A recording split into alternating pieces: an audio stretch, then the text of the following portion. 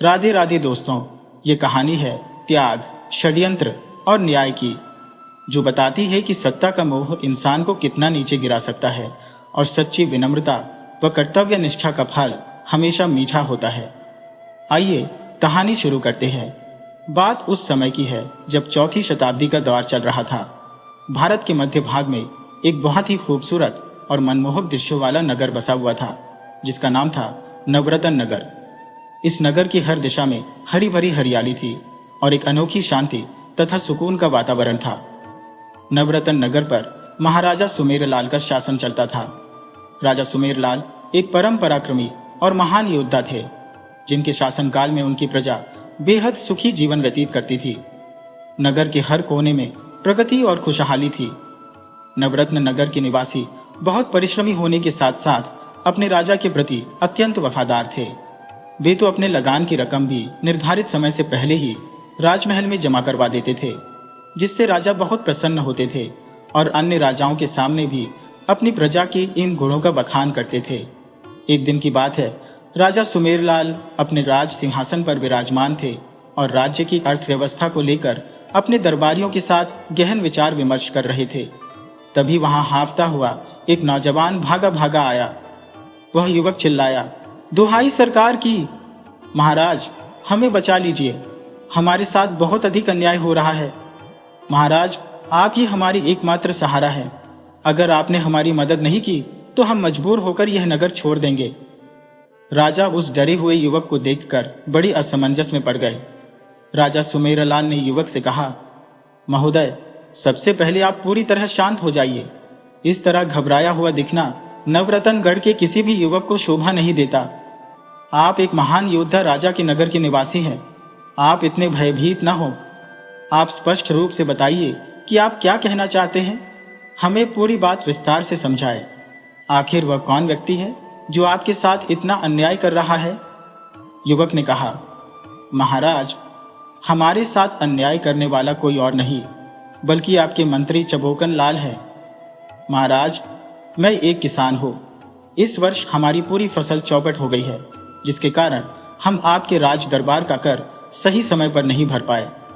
महाराज, जब यह बात आपके मंत्री चबोकन को पता चली तो वह कई दिनों से हमारे घर आकर हम पर बहुत अत्याचार कर रहे हैं। महाराज, मैं विवश होकर आपके दरबार में आया हूं। राजा सुमेरलाल बोले, महोदय, क्या आपको यह पता नहीं है कि जिन किसानों की फसल बर्बाद हो जाती है उनका कर तो हम पहले ही माफ कर देते हैं। इतना ही नहीं, हमने तो उन किसानों के लिए एक अलग नियम बनाया है, जिसके तहत यदि आपकी फसल नष्ट हुई है तो आप दरबार में आकर अपनी क्षतिपूर्ति ले सकते हैं। फिर किस नियम के अनुसार हमारे मंत्री चबोकन लाल आपके घर लगान वसूलने गए थे? युवक बोला, महाराज, मुझे इस बारे में कोई जानकारी नहीं है। जब मुझसे और अधिक अत्याचार सहन नहीं हुआ तो मैं आपके दरबार में चला आया। महाराज, मुझे आपकी शरण में ही अपनी सुरक्षा का अनुभव हुआ। वैसे भी महाराज, आपने ही पूरे नगरवासियों से कहा था कि हर नागरिक के भीतर स्वाभिमान होना चाहिए, इसलिए मैं आपके बताए रास्ते पर चलते हुए बिना किसी झिझक के आपकी शरण में आया हो। राजा सुमेर ने कहा, हमें आपकी सोच पर बहुत गर्व है।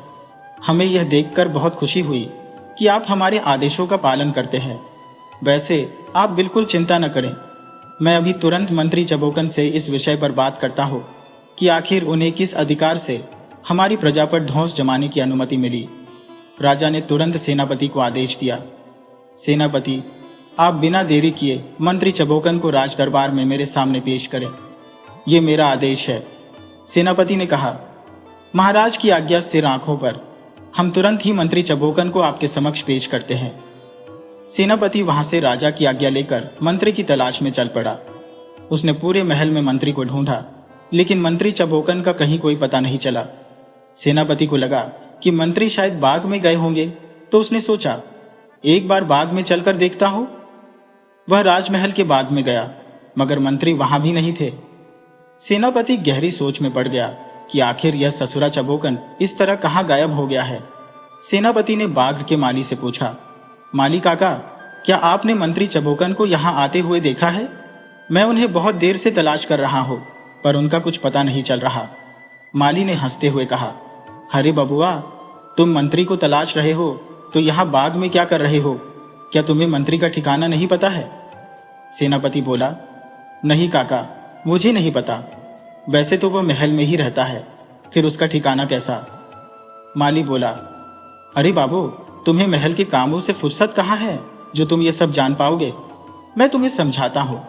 दरअसल बात यह है कि मंत्री चबोकन का चक्कर एक नगर वधू से है। मंत्री जब भी महल से बाहर जाता है तो उसी के घर ठहरता है। मुझे लगता है कि मंत्री उसी के घर पर होगा। तुम उसके घर जाकर पता कर सकते हो। अगर मेरी बात झूठी निकली तो तुम मुझे अपना गुलाम बना लेना। सेनापति बोला, अरे नहीं काका, कैसी बातें करते हैं? इसमें गुलाम बनाने वाली कोई बात नहीं है। राजा साहब का आदेश है कि मंत्री को तुरंत उनके सामने पेश किया जाए। अब राजा का आदेश है तो मैं मंत्री ससुरा को कब्र से भी निकालकर राजा के सामने पेश कर दूंगा। काका, आप अपना काम करें, मैं नगर वधू के घर जा रहा हूं। सेनापति बाग से निकलकर नगर वधू के घर की तरफ चल पड़ा। वह अभी कुछ ही दूर गया था कि सामने से मंत्री चबोकन आ गया। सेनापति ने जैसे ही चबोकन को आते देखा, वह तुरंत समझ गया कि माली काका बिल्कुल सच कह रहे थे। यह ससुरा मंत्री घटिया हो गया है। सेनापति ने कहा, मंत्री जी, आप कहाँ थे? आपको राजा साहब बुला रहे हैं, आप तुरंत उनके सामने चलिए। मंत्री बोला, अरे मैं वहीं जा रहा था, अच्छा हुआ आप मिल गए, मुझे आपसे भी कुछ काम है। मंत्री और सेनापति एक साथ महल के अंदर दाखिल हुए। थोड़ी देर बाद चबोकन दरबार में आया। चबोकन ने जब किसान युवक को देखा तो उसकी हालत खराब हो गई। मंत्री चबोकन मन ही मन सोचने लगा, आज तो मेरा कल्याण हो जाएगा। मैं इस ससुरे को हल्के में ले रहा था, यह तो सच में क्रांतिकारी निकला। अब भगवान ही बचाए मुझे इस सख्त राजा से। राजा ने मंत्री से पूछा, मंत्री चबोकन लाल जी, आपके ऊपर एक बहुत गंभीर आरोप लगा है कि आपने इस युवक को मानसिक रूप से परेशान किया है और उसके घर में घुसकर अत्याचार किए हैं। अगर आपने ऐसा किया है तो मैं आपके मुंह से सुनना चाहता हूं। आखिर आपको अचानक क्या सूझा कि आप बेवजह प्रजा पर अत्याचार करने लगे? मंत्री जी, आप अच्छी तरह जानते हैं कि मैं सच बोलने वालों को एक बार माफ कर देता हूं, परंतु झूठ बोलने वाले को बिना सोचे समझे सूली पर चढ़ा देता हो, चाहे वह मेरा अपना खून ही क्यों ना हो। मंत्री चबोकन खुद को दलदल में फंसता हुआ देख रहा था। उसके पास अब सच बोलने के अलावा कोई रास्ता नहीं बचा था। मंत्री बोला, महाराज, गुस्ताखी माफ हो, मुझसे बड़ी भूल हुई है, मैं अपनी गलती स्वीकार करता हूं। महाराज, आप मुझे जो भी सजा देंगे वह मुझे खुशी खुशी स्वीकार है, परंतु यह मेरी आखिरी गलती है। इसके बाद मैं आपको शिकायत का कोई मौका नहीं दूंगा। राजा बोले, बहुत बढ़िया, आपने अपनी गलती स्वीकार कर ली। सजा तो आपको जरूर मिलेगी, परंतु यह सजा बहुत ही अद्वितीय होगी। इतिहास में ऐसी सजा किसी को नहीं मिली होगी। आपकी सजा को इतिहास में हमेशा याद रखा जाएगा। इतना सुनते ही मंत्री की सांस अटक गई। मंत्री सोचने लगा, अब तो मैं गया काम से, इससे अच्छा मैं इसके घर गया ही नहीं होता। मिला जुला कुछ नहीं और अब गले में फांसी लटकने वाली है। मेरे दादाजी सही कहा करते थे, अब भगवान ही बचाए मुझे इस राजा से। और यहाँ आता है पहला मोड़। राजा साहब बोले, मंत्री जी, आपकी सजा यह है कि आपको मंत्री पद से तुरंत हटा दिया जाता है और अब मंत्री का पद इस युवक को दिया जाता है। मसला यही हल नहीं होता है, आगे सुनिए। आप 6 माह तक इस युवक के घर एक नौकर बनकर हमेशा इसके आगे पीछे इसका टहल बजाएंगे। अगर इसने आपके खिलाफ एक शब्द भी गलत बोला, मैं उसी वक्त आपको फांसी पर चढ़ा दूंगा। युवक राजा का यह फैसला सुनकर बहुत खुश हुआ। उसने सपने में भी नहीं सोचा था कि राजा उसे कभी मंत्री भी बनाएंगे। राजा ने युवक से कहा, महोदय, आज से आप हमारे नए मंत्री हैं। क्या मैं अपने नए मंत्री का नाम जान सकता हूँ? युवक बोला, महाराज, मैं आपका सेवक हूँ, मुझसे इस प्रकार बात करके भरे समाज में मेरी बेइज्जती न करें। महाराज, आपके इस सेवक का नाम फेकू लाल है।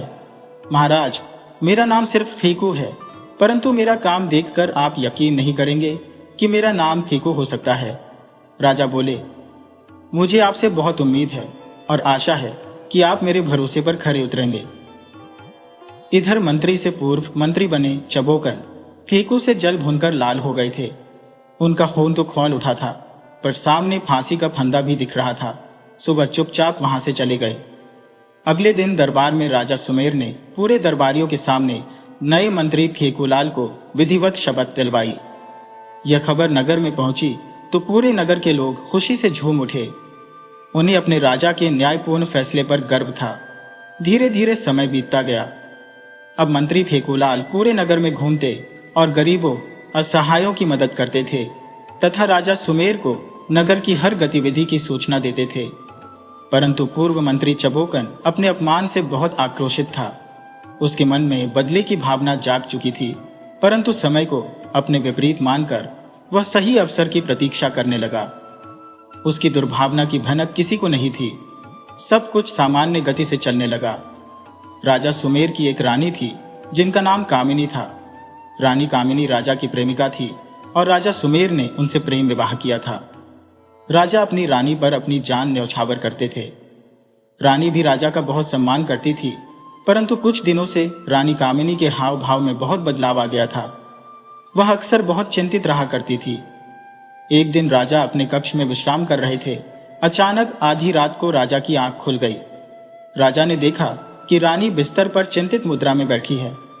राजा को बहुत आश्चर्य हुआ कि आखिर रानी साहिबा को ऐसा क्या हो गया है कि वह आजकल खोई खोई सी रहती है। राजा ने उनसे पूछा, महारानी, इतनी रात में आप इस प्रकार जाग रही है, आखिर आपको हुआ क्या है? मैं कुछ दिनों से देख रहा हूं कि आप बहुत चिंतित हैं। अगर आपको कोई ऐतराज ना हो तो क्या मैं आपकी चिंता का कारण जान सकता हूं? रानी साहिबा बोली, प्राणनाथ, आप कैसी बात करते हैं? मैं आपकी अर्धांगिनी हूं, मेरे ऊपर आपका पूरा अधिकार है। महाराज, मैं आपसे बहुत प्यार करती हूं, आप जानते हैं ना। मैं नहीं चाहती कि आप मेरी चिंता के कारण दुखी हो, इसीलिए मैं आपसे कुछ नहीं कहती। परंतु महाराज, मेरे चिंतन का कारण आप अच्छी तरह जानते हैं। राजा बोले, देवी, आप सीधे सीधे बताइए, मैं आपकी गोलमोल बात तनिक भी नहीं समझ पा रहा हूं। आखिर आप कहना क्या चाहती हैं? रानी बोली, महाराज, हमारे विवाह को पूरे 5 वर्ष गुजर गए हैं, परंतु हमारी गोद में एक भी संतान नहीं आई। महाराज, इस प्रकार कब तक चलेगा? धीरे धीरे एक दिन ऐसा आएगा कि हमारा नगर बिना राजा के हो जाएगा। इस राज्य पर कोई अन्य राजा अपना कब्जा जमा लेगा और फिर हमारी प्रजा को अपना गुलाम बनाकर उन पर अत्याचार करेगा। महाराज, आप मेरे दिल में बसे हैं। मैं कभी भी अपने स्वार्थ के विषय में नहीं सोचती। मेरा विचार हमेशा अपनी प्रजा तक ही रहता है। राजा बोले, महारानी, आप इस प्रकार चिंतित ना हो। मेरे रहते आपको किसी तरह की परेशानी नहीं होगी। मुझे इस बात की चिंता ही नहीं थी, परंतु मुझे भी अब एहसास हो रहा है कि हमें जल्दी ही इसका कोई हल ढूंढना पड़ेगा। मुझे आपकी सोच से अपने आप पर गर्व है कि आप मेरी तरह ही प्रजापालक विचार रखती हैं। महारानी, आपको पत्नी के रूप में पाकर मेरा जीवन सफल हो गया। धन्य हैं आप, महारानी। रानी बोली, महाराज, आप जल्द से जल्द इस संकट से छुटकारा पाने का कोई उपाय ढूंढें, अन्यथा हमारा नगर अंधकार में चला जाएगा।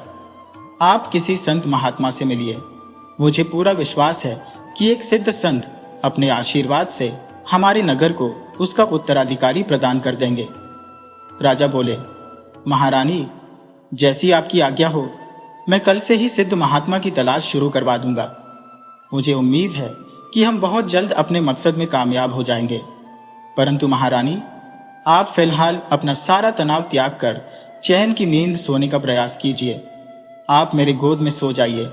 मुझे आशा है कि आप मेरे गोद में सिमट कर अपना सारा तनाव भूल जाएंगी। थोड़ी देर में रानी सचमुच राजा का स्पर्श पाते ही सुकून की नींद में सो गईं।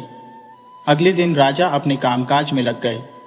राजा सुमेर ने अपने नए मंत्री फेकूलाल को बुलवाया।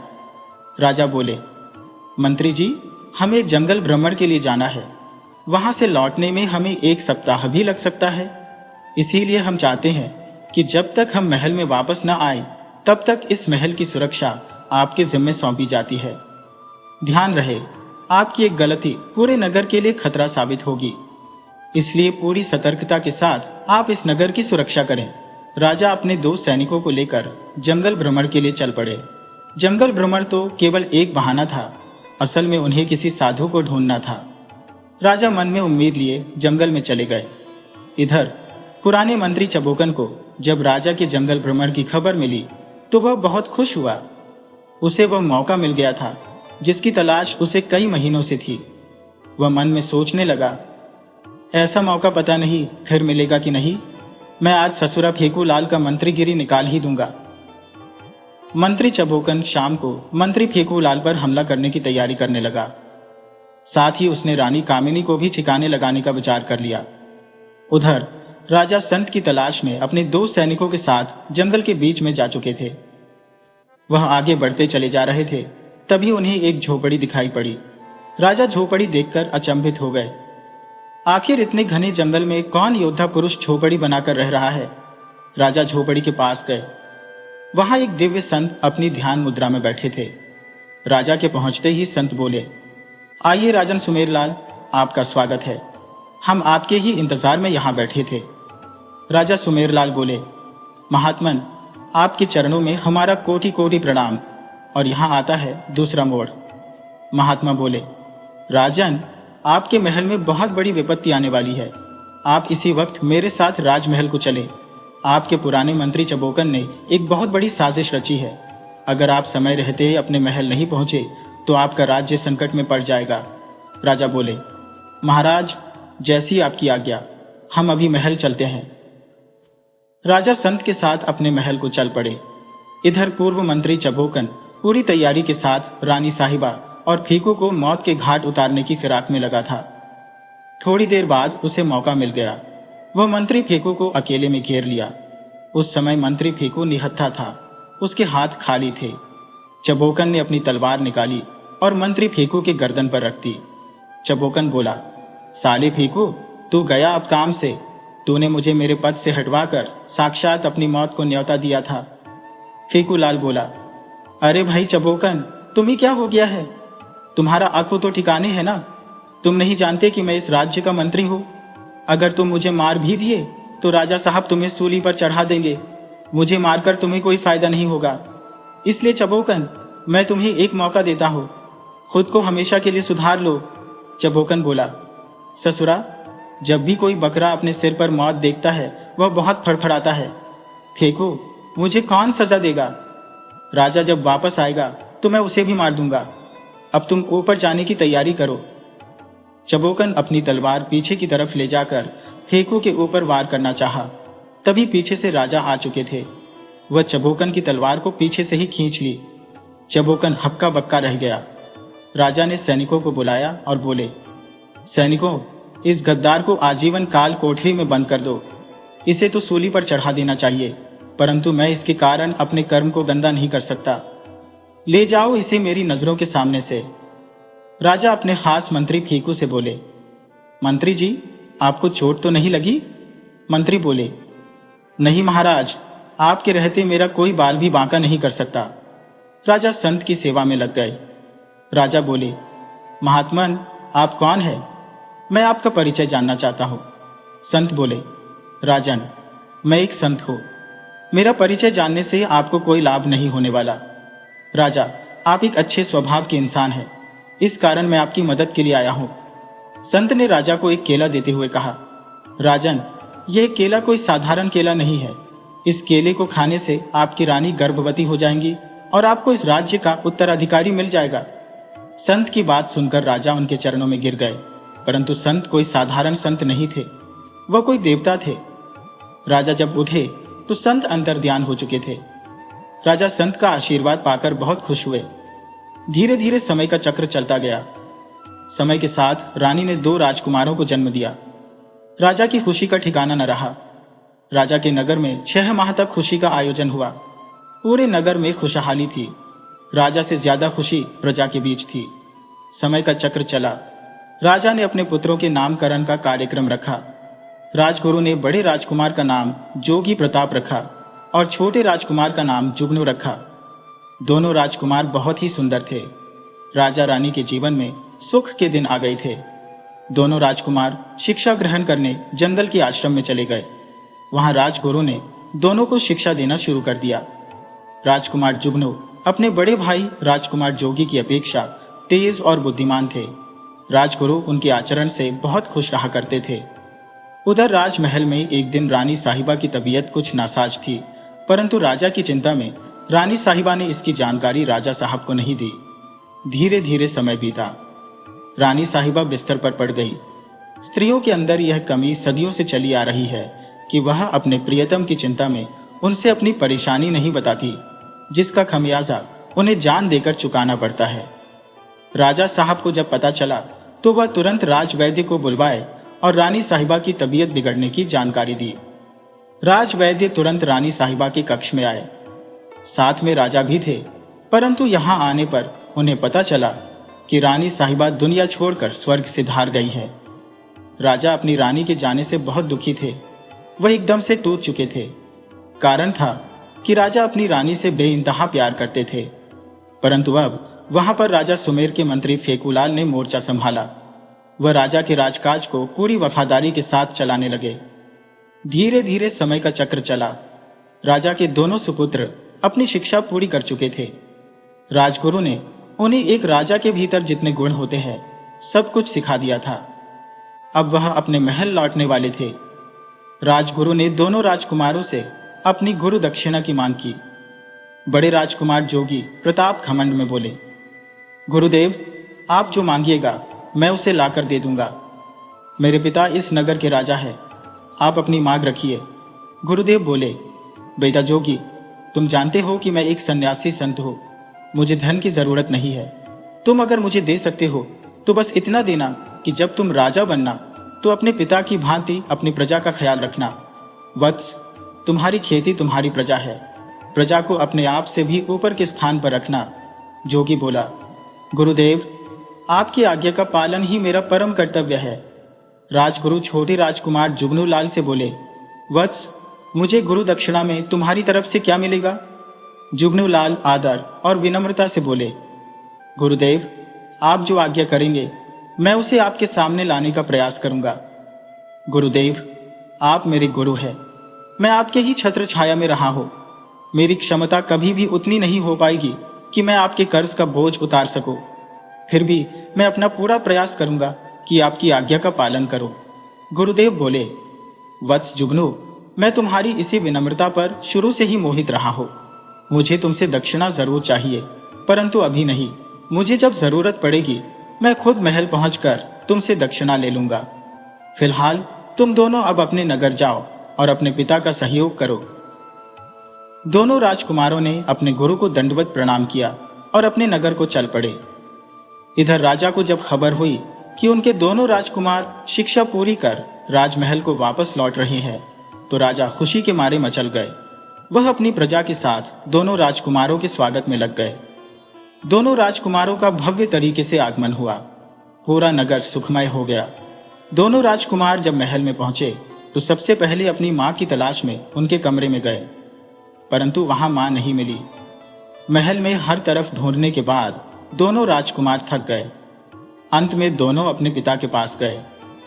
बड़ा राजकुमार बोला, पिताजी, हम दोनों भाई जब से आए हैं हमारी माता हमें नहीं मिली। आखिर माता जी कहाँ चली गई है? क्या वह हमारे नाना के नगर गई है? आपने उन्हें सूचित कर हमारे आने की खबर क्यों नहीं दी? राजकुमार की बात सुनकर राजा उदास हो गए। राजा बोले, बेटा जोगी, तुम्हारी माता नाना के यहाँ नहीं गई है, न किसी अन्य स्थान पर गई है। बेटा, अब वह इस दुनिया में नहीं है। उनकी तबीयत अचानक बिगड़ी और हम उन्हें नहीं बचा सके। मैं तुम दोनों का दोषी हूं। मुझे किसी भी प्रकार से रानी साहिबा को बचा लेना चाहिए था। राजकुमार जुगनू बोले, पिताजी, आप अपने ऊपर दोष न लें और हमें पाप का भागी न बनाएं। जो विधि का विधान है वह होकर रहेगा। पिताजी, जो हुआ सो हुआ। हमें उम्मीद है कि हमारी माताजी को जन्म मरण से मुक्ति मिल गई होगी। आप व्यर्थ की चिंता छोड़ अपने राजकाज अच्छे से चलाए। छोटे राजकुमार की बात सुनकर राजा सुमेरलाल बहुत ही प्रभावित हुए। दोनों राजकुमार अपने पिता के साथ राजकाज चलाने में उनकी मदद करने लगे। धीरे धीरे समय का पहिया घूमा। समय आगे बढ़ते जा रहा था। 5 वर्ष कब गुजर गए समय का अंदाजा ही नहीं चला। और अब कहानी में आता है सबसे बड़ा और भयानक मोड़। राजा सुमेर ने अपने छोटे पुत्र जुगनू लाल को अपना राजा बना दिया। दरअसल राजा सुमेर अपने छोटे बेटे से बहुत प्रभावित थे। वह सर्वगुण संपन्न था, इसलिए राजा सुमेर अपने बड़े बेटे जोगी लाल को राजा बनाकर भी उसे सिंहासन से हटा दिया था। बड़ा राजकुमार जोगीलाल आशिक मिजाज के साथ बहुत क्रूर भी था। वह अपनी प्रजा की स्त्रियों को रानी बनाने का लालच देकर उनका शोषण करता था, और जब कभी वह स्त्री उसे याद दिलाती कि आपने मुझे रानी बनाने का वादा किया है, मैंने आपके लिए अपना घर बार छोड़ दिया है, अपने पति को त्याग दिया है, तब जोगीलाल एक कुटिल हंसी हंसता और कहता, चलो हमारे साथ, हम आज ही तुम्हें अपनी रानी बना देते हैं। वह स्त्री लालचवश उसके साथ हो लेती तो वह उस स्त्री को यह कहकर जंगल ले जाता कि देखो, हम यदि बिना विवाह किए महल गए तो मेरे पिता तुम्हें अपनी बहू स्वीकार नहीं करेंगे, इसलिए जंगल में एक महात्मा रहते हैं, उनके आश्रम चलकर हम विवाह कर लेते हैं, उसके बाद हम महल में वापस लौटते हैं। वह स्त्री को जंगल ले जाता और जंगल में एक पुराना भूता कुआं था, वहीं ले जाकर स्त्री को धोखे से मार देता और फिर उसका मृत शरीर कुएं में डालकर वापस लौट आता। कुएं में एक मगरमच्छ रहता था जो मृत शरीर को चट कर जाता, इसीलिए जंगल में कोई दुर्गंध भी नहीं फैलती तो किसी को पता ही नहीं चल पाता। वह इस तरह सैकड़ों स्त्रियों को मार चुका था। यह खबर राजा सुमेर को हुई तो पहले तो उन्हें विश्वास ही नहीं हुआ कि जोगीलाल ऐसा भी कर सकता है, मगर जब उनके गुप्तचर ने भी इस बात की पुष्टि कर दी कि प्रजा की शंका निराधार नहीं है, वह सच कह रहे हैं, जोगीलाल ही उनकी स्त्रियों का शोषण कर हत्या कर रहा है, तो राजा ने पहले उसे सिंहासन से हटाकर अपने छोटे बेटे को राजा बना दिया और जोगीलाल को बंदी गृह में डलवा दिया। प्रजा में खुशी की लहर दौड़ गई। अब एक भयानक दरिंदा से उन्हें मुक्ति मिल गई थी, परंतु कुछ दिन बाद ही पड़ोस के राज्य के जंगल में एक भयानक डाकू जिसका नाम जगीरा था, उसने आकर डेरा जमा लिया। वह बहुत खतरनाक डाकू था। वह जिस घर में धन लूटता उस घर की सुंदर स्त्रियों को भी अपने साथ ले जाता और उनके साथ ज्यादती कर उनकी हत्या कर देता। वह डाकू इतना खतरनाक था कि उसका सामना वहां के राजा भी नहीं कर पाते थे, परंतु वह दूसरे राज्य में था, इसलिए राजा जुगनूलाल अभी आश्वस्त थे कि डाकू हमारे राज्य में नहीं आया है। यदि हमारे राज्य में आता है तो हम उसको मारने का विचार करेंगे। मगर प्रजा तो उसके नाम से डरी हुई थी। उन्हें पता था कि बवंडर और डाकू कब किस दिशा में चल दें, कोई नहीं जानता। इधर राजमहल में बूढ़े राजा सुमेर एक बीमारी के कारण चल बसे थे, परंतु मरने से पहले उन्होंने अपने एक मित्र की बेटी, जिसका नाम राजकुमारी शीतल था, शीतल से जुगनूलाल का विवाह करा दिया था। शीतल रानी बनकर राजमहल आ गई थी। अपने विवाह की खुशी में जुगनूलाल ने अपने बड़े भाई जोगीलाल को कारागृह से यह चेतावनी देते हुए आजाद करा दिया कि अब आप कोई गलती नहीं करोगे, और यदि गलती करते हो तो इस बार कारागार नहीं, आपको सूली पर चढ़ा दिया जाएगा।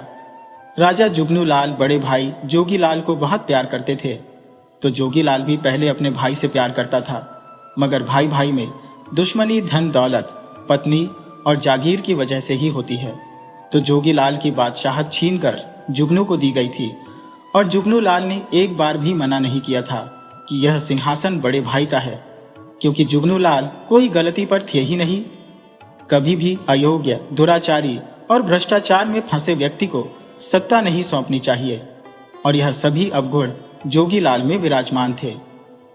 वह जेल से बाहर आते ही इस बात पर विचार करने लगा कि किस तरह अपना राज्य वापस ले लूं। धोखे से ही सही, यदि जुगनूलाल को मार देता हो तो स्वतः राज्य पर मेरा अधिकार हो जाएगा। उसकी पत्नी शीतल को भी यदि रानी बने रहना होगा तो मुझसे पुनर्विवाह कर लेगी, और विरोध करेगी तो जंगल वाला कुआं उसके विश्राम के लिए है ही, मारकर इसे भी उसी कुएं में डाल दूंगा। वह अब अकेले तो अपने मंसूबे में कामयाब नहीं हो सकता था, तो उसने पहले एक भ्रष्ट मंत्री को, चबोकन लाल, जिसके साथ वह कई साल जेल में बंद था, उसे अपने साथ बाहर ले आया। जोगी ने पूर्व मंत्री चबोकन को लालच देकर अपने पक्ष में मिला लिया। वह राज दरबार का हर खबर जोगीलाल को पहुंचा देता। जोगीलाल अब जुगनूलाल को दिखाने के लिए एक ढोंगी सन्यासी का भेष बना लिया तथा पास के जंगल में एक कुटिया बनाकर रहने लगा, मगर उसका मकसद साधु बनना नहीं था। वह किसी भी तरह जुगनूलाल को मारना चाहता था। एक दिन उसके साथी मंत्री ने समझाया कि महाराज, इस तरह सन्यासी बनने और धोनी रमाने से आपको सत्ता नहीं मिलने वाली, आपको इसके लिए मेहनत करनी होगी। आजकल पड़ोस के राज्य के जंगल में जगीरा नाम का मशहूर डाकू रहता है। उसके डर से पास पड़ोस के राजा थर थर कांपते हैं। आप उनकी सहायता लो तो पूरा नहीं तो आधा राज्य तो मिल ही जाएगा। जोगीलाल बोला, मंत्री जी तुम ठीक कहते हो, मैं भी अब बहुत ज्यादा इंतजार नहीं करना चाहता, मैं खुद जगीरा से जाकर मिलता हूं। मंत्री बोला, महाराज आप अकेले कष्ट क्यों करेंगे, आपका यह दास भी साथ चलेगा। हम दोनों मिलकर जगीरा को अपने राज्य पर आक्रमण करने के लिए मना लेंगे। दोनों अपनी योजना के अनुसार जगीरा से मिलने चल दिए। जगीरा से मिलने में कोई खास परेशानी नहीं हुई थी, क्योंकि धूर्त मंत्री पहले ही जगीरा से एक बार मिल चुका था और वह जगीरा से यह सौदा कराया था कि आप जोगीलाल और जुगनूलाल दोनों को मार दें और उसके बाद आधा राज्य अपने पास रख लें और आधा मुझ गरीब को दे दें। जगीरा बोला था कि ठीक है, इस पर विचार करेंगे। तो जब मंत्री जोगीलाल को लेकर जगीरा के पास गया तो जगीरा बहुत खुश हुआ। बोला, आओ मंत्री, अब आज किसको साथ लाए हो। तब मंत्री ने जोगीलाल का परिचय जगीरा से कराया कि डाकू महाराज, यह हमारे महाराज जोगीलाल है, इनके साथ बड़ी नाइंसाफी हुई है। इनका साम्राज्य इनके भाई जुगनूलाल ने छीन लिया है। आप इनकी सहायता करो तो यह फिर से राजा बन सकते हैं और आपको अपने राज्य का आधा हिस्सा दे सकते हैं। जगीरा बोला, मंत्री क्या तुम्हें लगता है कि मेरे कुल 12 साथी जुगनूलाल की हजारों सेना का मुकाबला कर पाएंगे। अरे हम डाकू हैं, धोखे से लूटपाट कर अपना काम चला लेते हैं, परंतु आमने सामने किसी सेना से लड़ने की क्षमता हमारे पास नहीं है। अच्छा रहेगा तुम इस काम के लिए किसी राजा की सहायता मांगो। मंत्री बोला, डाकू महाराज, हमने सोचा था कि आप एक खूंखार डाकू हो, मगर अब पता चला कि टूटपूंजिया डाकू हो। अरे आपको यह पता नहीं कि आपको जुगनूलाल की पूरी सेना से नहीं लड़ना है, सिर्फ जुगनूलाल को छल से मार देना है। राजा को मारने वाला स्वतः ही राजा बन जाता है और उसकी सारी सेना उसके सामने आज्ञा मानने लगती है। आप 101 लोग ही जुगनूलाल की पूरी सेना को परास्त करने के लिए काफी हो। अरे हम आपकी हर संभव मदद करेंगे, आप एक बार हमारी कुटिया पर पधारो, आगे का प्रोग्राम हम खुद समझा देंगे। डाकू दोनों की बात मानकर तैयार हो गया और वह दूसरे दिन ही नवरतनगढ़ के जंगल में अपने दलबल के साथ आ पहुंचा। जोगीलाल और उसका मंत्री दोनों उस वक्त अपनी कुटिया में ही मौजूद थे। डाकू को देखते ही दोनों की बांछें खिल गई। मंत्री बोला, डाकू महाराज, आप इस कुटिया के आसपास ही खुद छिप जाओ और अपने साथियों को छिपने को बोल दो, मैं अभी कुछ ही देर बाद राजा को लेकर आता हूं। जोगीलाल बोला, परंतु मंत्री, तुम्हारे कहने से अकेले जुगनूलाल आ जाएगा, इस बात का मुझे शक है। मंत्री बोला, आप मेरे काम में विघ्न बाधा मत डालो, मुझ पर भरोसा करो। मंत्री तुरंत राजभवन के लिए चल पड़ा। वह बहुत रोनी सूरत बनाकर राजा से बोला कि महाराज, आपके जोगी भाई कई दिनों से जंगल में बीमार चल रहे थे, आज वह मरणासन्न हो गए हैं और मरते मरते आपसे कुछ कहना चाहते हैं, आप एक बार चलकर उनसे मिल लीजिए। राजा बोला, मेरे भाई को ऐसा क्या हो गया, पहले क्यों नहीं बताया, मैं राज वैद्य को भेज देता या भाई को ही महल में बुला लेता। चलो मैं अभी चलता हूं। राजा जुगनूलाल जाने को तैयार हुए तो उनकी रानी शीतल पास ही खड़ी थी। वह बोली, महाराज आप जरा ठहरिए, आप खुद न जाकर अपने भाई को महल में लाने के लिए किसी को भेज सकते हैं, आपको किसी के कुछ भी कह देने से साथ नहीं चल देना चाहिए। राजा बोला, रानी, जोगीलाल मेरा भाई है और मरणासन्न है और मुझे आखिरी वक्त में ढूंढ रहे हैं, तो मेरा फर्ज है उनके पास जाना। रानी बोली, महाराज, इस वक्त मेरी दाहिनी आंख फड़क रही है, कुछ अपशगुन होने वाला है, आप मेरी बात पर विचार करिए, अगर नहीं मान रहे तो मेरी एक छोटी सी सलाह मानिए। अपने साथ सैनिकों की एक बड़ी टुकड़ी साथ लेते जाइए, सेनापति और अपने खास मंत्री जी को भी लेते जाइए। राजा बोला, रानी, आप बिना कारण भयभीत हो रही है, हम राजा हैं, पूरे जंगल में रात दिन कभी भी बिना भय के भ्रमण करते रहते हैं, मैं भला किसी से क्या खतरा हो सकता है। रानी के लाख समझाने के बाद भी राजा नहीं माना और मंत्री के साथ जंगल चला गया। जंगल में पहुंचने पर राजा ने देखा कि जोगीलाल तो बिल्कुल ठीक है, तो वह मंत्री पर नाराज हुआ। बोला, दोस्त, मेरी पत्नी ठीक कह रही थी, परंतु मैं उसकी बात नहीं माना, लगता है तो किसी षड्यंत्र के तहत हमें यहां लाया है। अभी बात कर ही रहा था कि डाकू जगीरा अपने साथियों के साथ राजा को घेर लिया और तुरंत राजा को मार डाला। और अब आता है इस कहानी का तीसरा और सबसे भयानक मोड़। मंत्री बोला, जगीरा भाई, वादे के मुताबिक साले जोगीलाल को भी निपटा ही दीजिए। जोगीलाल बोला, मंत्री तुम ये क्या कह रहे हो? मंत्री बोला, जोगीलाल, मैं वही कर रहा हूं जो तुमने अपने भाई के साथ किया।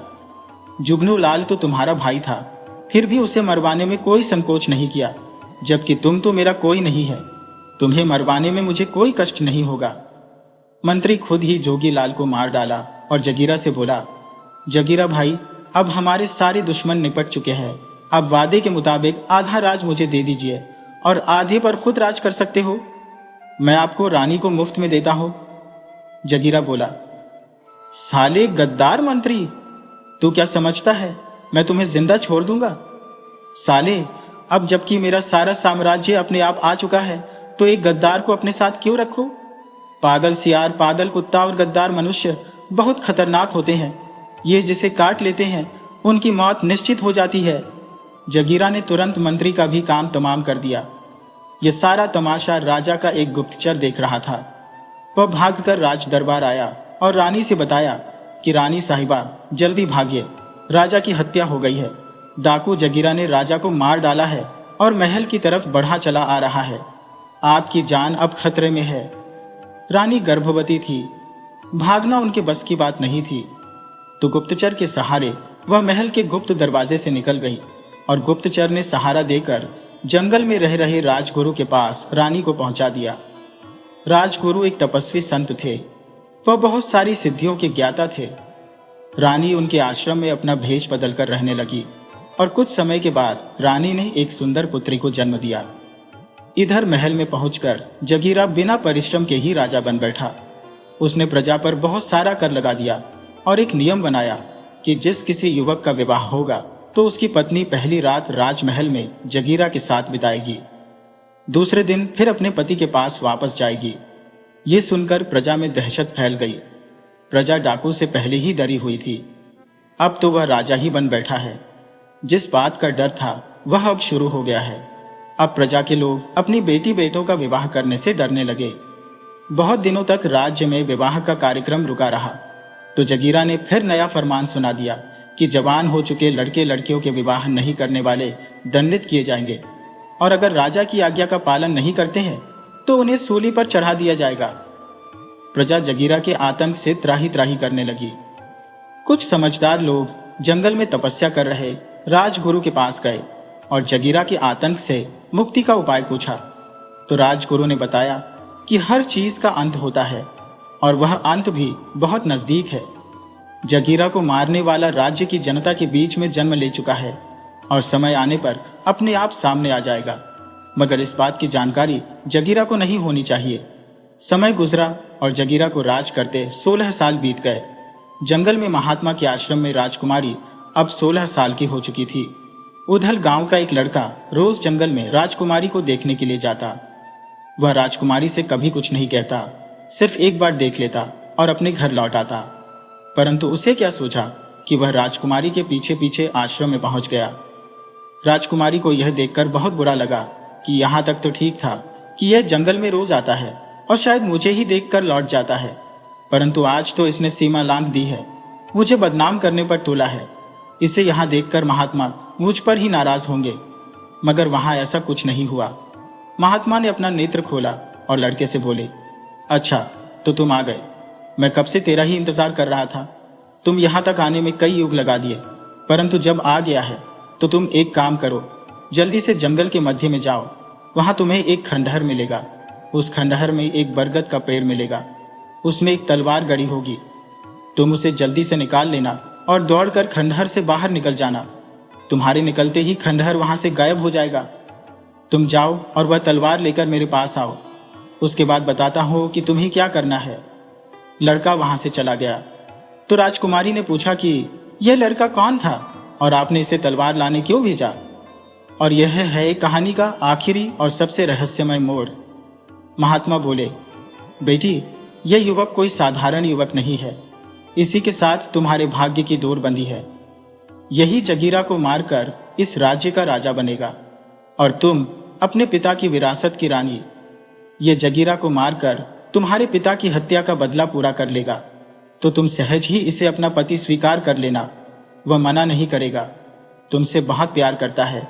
वह गांव से 10 कोस की दूरी रोज तय कर सिर्फ तुम्हें देखने के लिए आता है, और यह सिलसिला पिछले 10 साल से किया जा रहा है। आज उसका भी भाग्य उदय हुआ है और तुम्हारा सौभाग्य भी उदय हुआ है। वह लड़का कुछ ही देर में तलवार लेकर वापस आ गया। तब महात्मा ने बताया कि तुम राजकुमारी को साथ ले अब राजमहल जाओ और इस तलवार से जगीरा को मार डालो। तुम जरा भी संदेह मत करो, ये तलवार कोई साधारण तलवार नहीं है। इस तलवार की वार कभी खाली नहीं जाता। तुम यदि मन में भी सोच लोगे कि जगीरा को मार दिया, तो ये तलवार खुद ब खुद उसका वध कर देगी। ये तलवार एक साथ 1000 आदमी से भी लड़ लेती है। इसमें से एक तेज निकलता है जिसका सामना कोई कर ही नहीं सकता। ये दिव्य तलवार है, इसे ले जाओ और जगीरा का संहार करो। और ये राजकुमारी कोई दूसरी नहीं है, ये तुम्हारी होने वाली पत्नी है। इससे विवाह करते ही तुम राजमहल के राजा बन जाओगे। तुम दोनों अभी चलकर जगीरा को निपटाओ, मैं जल्द ही राजमहल में आ रहा हूं। वह लड़का राजकुमारी के साथ महल में गया तो जगीरा उसे देखकर बहुत खुश हुआ और बोला, बहुत अच्छा, तुम विवाह करने से पहले ही अपनी प्रेमिका को साथ लाए हो। मैं तुम पर बहुत खुश हूं। तभी लड़का बोला, मूर्ख, तुम्हें इस लड़की को सौंपने नहीं बल्कि इसका राज्य वापस दिलाने लाया हूं। यह इस राज्य की राजकुमारी है। तुमने इसके पिता की हत्या कर गद्दी हथिया लिया था, परंतु आज वह समय आ गया है कि जिस घड़ी तेरा अंत लिख दिया गया है। जगीरा बोला, तुमको थोड़ा मान क्या दे दिया, तो सिर पर बैठ गया। वह तलवार ले लड़के की तरफ बढ़ा, परंतु तलवार खुद से ही आगे बढ़ी और जगीरा की गर्दन काट दी। यह देखकर जगीरा के साथी इधर उधर भागने लगे, मगर तलवार ने सभी के सिर काट डाले। राज दरबार के सैनिक पहले से जगीरा के आतंक से त्रस्त थे, तो हथियार डाल दिए और उन्हें पता चला कि हमारी राजकुमारी आ गई है, तो जयकारे लगाने लगे। अगले ही पल राजगुरु पधारे और राजकुमारी को आदेश दिया कि वह उस बहादुर लड़के के गले में वरमाला डाल उसे अपना पति स्वीकार करे। राजकुमारी ने वैसा ही किया।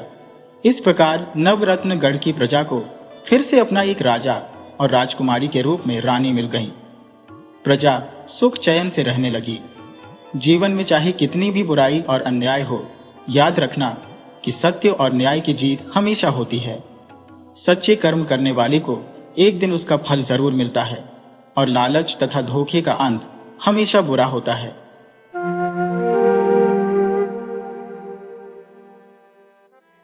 एक सुदूर गांव में विशाल नामक एक लड़का रहता था, जिसकी उम्र लगभग 5-7 साल रही होगी। वह अपने छोटे से घर में अपने माता पिता और दादी के साथ सुखी जीवन बिता रहा था। उसके पिता डाकघर में काम करते थे, इसलिए घर में किसी चीज की कमी नहीं थी। घर के पास ही भगवान श्री कृष्ण का एक छोटा सा मंदिर था। हर शाम विशाल अपनी दादी के साथ मंदिर में आरती करने जाता, प्रसाद ग्रहण करता और दोस्तों के साथ खेलता था। दिन इसी तरह बीतते रहते थे। अचानक एक सुबह जब विशाल उठा, उसने घर में हल्ला मचते हुए सुना। रोने की आवाजें आ रही थी। वह घबराकर बाहर आया और देखा कि आंगन में भीड़ जमा हो गई है। दरवाजे से ही चिल्लाते हुए उसने पूछा, अम्मा, कहाँ हो तुम और यहाँ क्या हो रहा है? उसकी आवाज सुनकर दादी उसके पास आई और कहा, बेटा तुम अंदर जाओ। विशाल ने पूछा, दादी यहाँ इतनी भीड़ क्यों है और तुम क्यों रो रही हो? दादी ने कहा, कुछ नहीं हुआ बेटा, तू अंदर जा। विशाल ने कहा, ठीक है मैं अंदर जाता हूं, पर सुनो, अम्मा से कह देना मेरे लिए दूध लेकर आए। दादी ने कहा, मैं अभी तेरे लिए दूध लेकर आती हूं, तू अंदर जा। विशाल ने कहा, पर दादी तुम क्यों ला रही हो? तुम्हारे पैरों में दर्द था, अम्मा से कह दो, वह लाकर देगी। दादी यह सुनकर और जोर से रोने लगी। विशाल ने फिर पूछा, दादी क्यों रो रही हो? कुछ तो बताओ। दादी की आंखों से आंसू बहने लगे और उसने रोते हुए विशाल को अपनी गोद में भर लिया। रोते रोते बोली, विशाल तेरी अम्मा चली गई। विशाल ने पूछा, कहाँ चली गई? सुबह सुबह बिना बताए? दादी ने रोते हुए कहा, बेटा तेरी अम्मा हमेशा के लिए चली गई, अब कभी वापस नहीं आएगी। विशाल ने कहा, ऐसे कैसे जा सकती है? रात में तो मुझसे बोली थी कि बाजार से चीज दिलवाएगी। दादी ने कहा, नहीं बेटा, अब वह कभी वापस नहीं आएगी। विशाल चिल्लाकर बोला, नहीं, मेरी अम्मा कहीं नहीं गई, मैं बुलाऊंगा तो वह जरूर आएगी। फिर विशाल रोते रोते बाहर गया और अपनी मां को जमीन पर आंखें बंद किए हुए देखकर उसका दिल घबरा गया। उसने चिल्लाते हुए अपने पिता से कहा, बापू, अम्मा को देखो क्या हो गया है, वह कुछ बोल क्यों नहीं रही? विशाल के पिता ने कोई जवाब नहीं दिया, सिर्फ आंसू बह रहे थे। विशाल अपनी मां के पास गया और रोते रोते कहने लगा, अम्मा, अब से मैं तुमको कभी परेशान नहीं करूंगा, बस उठ जाओ। थोड़ी देर में ही आसपास पहले से ही कोहराम मच गया। कुछ समय बाद विशाल की मां को श्मशान की ओर ले जाया गया, जहां से उसकी मां कभी वापस नहीं आने वाली थी। विशाल के लिए वह दिन उसकी जिंदगी का सबसे बुरा दिन था। अगले दिन जब वह उठा तो जोर जोर से अम्मा चिल्लाने लगा। उसके पिता ने उसे शांत कराया और दादी उसके लिए दूध लेकर आई। विशाल ने कहा, ना दादी, मैं दूध नहीं पीऊंगा, मुझे तो अम्मा के हाथों का ही दूध चाहिए। दादी ने कहा, बेटा पी ले, तेरी अम्मा अब नहीं आएगी। विशाल नाराज होकर बोला, वह क्यों नहीं आएगी? कहती थी कभी छोड़कर नहीं जाएगी, तो अब वादा तोड़कर क्यों चली गई? दादी ने कहा, बेटा उन्हें भगवान ने बुला लिया, यह दूध पी ले। अम्मा तुझे भगवान के पास से देख रही होगी, अगर तू नहीं पिएगा तो उसे बुरा लगेगा। विशाल ने कहा, देखती रहेगी या फिर आएगी भी मेरे पास? दादी ने कहा, बेटा भगवान का घर ऊपर है, वह वहीं गई है तेरी अम्मा। विशाल ने पूछा, तो फिर मंदिर में कौन रहता है? दादी बोली, वहां भी भगवान रहते हैं, लेकिन तेरी अम्मा अब ऊपर भगवान के पास चली गई है। विशाल ने गिलास लेकर कहा, मैं बाहर जाकर पी लूंगा। इतना कहकर विशाल गिलास लिए हुए मंदिर की ओर दौड़ता हुआ घर से निकल पड़ा। मंदिर ज्यादा बड़ा नहीं था और घर के बहुत ही पास था। जब विशाल वहां पहुंचा तो मंदिर खाली था। श्री कृष्ण की मूर्ति देखकर विशाल बोला, भगवान कृष्ण, आपने मेरी अम्मा को अपने पास क्यों बुला लिया? दादी ने बताया था कि तुम्हारे पास तो पहले से ही 2 अम्मा है, पर मेरे पास तो बस एक ही थी और तुमने वह भी मुझसे छीन ली। क्यों किया मेरे साथ ऐसा? यह दूध मैं अपनी अम्मा के हाथ से ही पीऊंगा, सिर्फ अपनी अम्मा के हाथ से। लो, मुझे नहीं पीना, तुम ही पी लो, पर मेरी अम्मा को मुझे लौटा दो। यह जो तुम्हारे साथ राधा मैया है, वह भी तो मेरी अम्मा जैसी है। थोड़ा रुककर विशाल रोते हुए गुस्से में बोला, अगर तुम मुझे मेरी अम्मा नहीं लौटा कर दोगे तो फिर मैं तुम्हारी राधा रानी को तुमसे छीन लूंगा, वह तो तुम्हें सबसे प्यारी है। समझ गए तुम मेरी बात? यह कहकर विशाल वहां पैर पटकता हुआ चला गया। रोज सुबह उसे दूध मिलता तो वह अपने हिस्से का दूध भगवान श्री कृष्ण को चढ़ा देता और साथ में यह धमकी भी देता, मेरी अम्मा को लौटा दो, नहीं तो मैं राधा मैया को अपने साथ ले जाऊंगा। 1 हफ्ते तक यही चलता रहा। विशाल अपनी अम्मा की याद में दिन रात रोता रहता। खेलने जाना भी उसने मानो भूल ही गया था। सबके साथ ज्यादा बोलना भी छोड़ दिया था। उसके पापा और दादी दोनों बहुत परेशान थे उसकी ऐसी हालत देखकर। 1 हफ्ते बाद विशाल मंदिर में गुस्से से गया और बोला, तुम क्या समझते हो खुद को? मेरी अम्मा को अपने पास बुला लोगे तो मैं क्या चुप रहूंगा? आज मैं राधा को अपने साथ ले जाकर रहूंगा, फिर तुम्हें पता चलेगा किसी से दूर जाने का दर्द क्या होता है। यह कहकर वह मंदिर में चारों ओर देखने लगा। वहां श्री कृष्ण जी की एक बड़ी मूर्ति के साथ कुछ और छोटी छोटी मूर्तियां और फोटो भी राखी थी। उनमें से वह राधा रानी की फोटो उठाकर अपने घर की ओर चल दिया। विशाल ने फोटो को अपने जो ले जाकर अपने घर के सबसे अंदर वाले कमरे में रख दिया और फिर दरवाजा बंद कर दिया।